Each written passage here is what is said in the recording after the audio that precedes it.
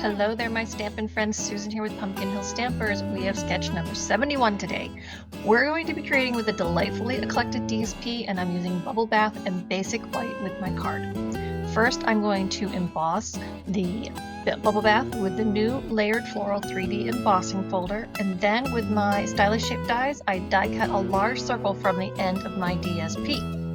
Then I stamped my sentiment from Enduring Beauty with Sweet Sorbet ink on a Timeless Arrangements die for the sentiment. So these are the parts and pieces for our project, and you know you can get all the details if you want them in print with my mini tutorial subscription. So to start, I always fold my card base in half and give it a good crease with my bone folder.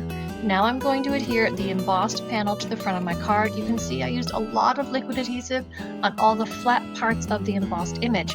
This is going to give you good adhesion to the card front and not have it fall off.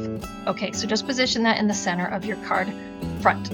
Now we're going to add our die cut circle along the left-hand edge of our embossed panel, and then with dimensionals, we're going to pop up our sentiment in the center as well. Then I decided we needed a little bit of bling for this card, give it a little sparkle, so I used in-color pearls in the Sweet Sorbet, and I just tacked one to each end of that sentiment tag. So there you have it. There's our simple and quick project for today with our DSP. Please leave me a comment. Let me know what you think of today's project and if you maybe would case this design.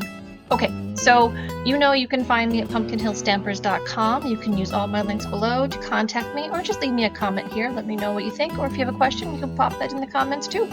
Don't forget to subscribe to the channel, and I'll be back soon with another project. Happy stamping!